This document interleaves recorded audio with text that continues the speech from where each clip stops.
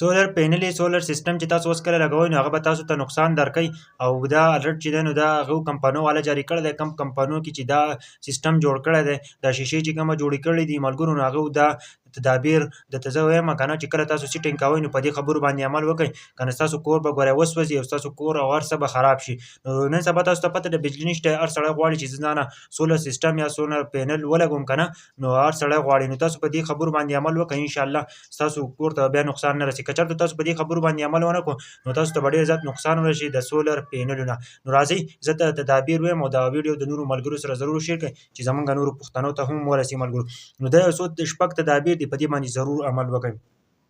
ملګرو. چې تاسو کله سولر پینل لګوئ نو په هغه چې تاسو په انورټر لګوئ نو هغه تاسو په داسې ځای کې لګوئ چې هغه ته ماشومان نشي ورتلی په هغه ځای کې ته خلک نشي ورتلی خلک ورته نشي ورسېدی وایي داسې ځای باندې لګوئ چې لږ چوت وي ملګرو. نو په دویم نمبر باندې دی که نه که تاسو چېرته کوز ولګوئ ماشومان ورشي نو هغه تاسو ډېر غټ نقصان تاسو ته رسولی شي. او په دویم نمبر دی انورټر په داسې ځای کې لګوئ چې هواناکې هوا ځګوي چېرته دننه ګودامونو کې ونه لګوئ په دې ځایونو کې ونه لګوئ چې هلته ګرمي نو بیا تاسو ته غټ نقصان درکولی شي. نو چې چېرته هم انورټر لګوئ نو هغه په هوا ځای کې لګوئ چې کوم ځای کې هوا وي. انورټر په دې ځای کې لګوئ چې هلته کپړې نه وي یا داسې شیز نه وي چې په هغه نه اور اخلي. نو دریم نمبر دی ډېر اهم دی که تاسو چېرته کپړې یا داسې څیزونه تاسو ورکې خواته یي که نه او هغه اور واخلي نو تاسو ته به غټ نقصان ورسي او ستاسو کور به وسوځي.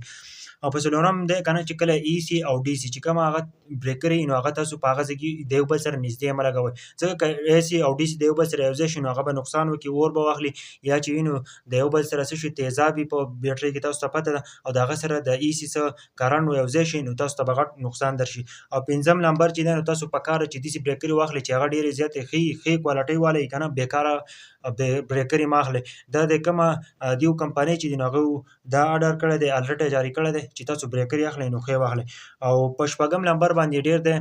تاسو چې کومه ټرمینل دی پکار ده چې هغه تاسو ډېرې زیاتې کلکې کړئ که نه چې هسې نه چې لږې سستې نو بیا سپارکینګ کوي او د هغه سره بیا د بیټرۍ مسله دا وي چې بیټرۍ ډزېدلی شي. نو دا شپږ تدابیر دي که چېرته تاسو په دې باندې عمل وکړئ نو انشاءالله ستاسو بیټرۍ او ستاسو سولر سیسټم چې دی که نه صحیح وي او دا به چېرته هم نه خرابېږي. زما دا ویډیو د نورو پښتنو سره ضرور شیر کړئ.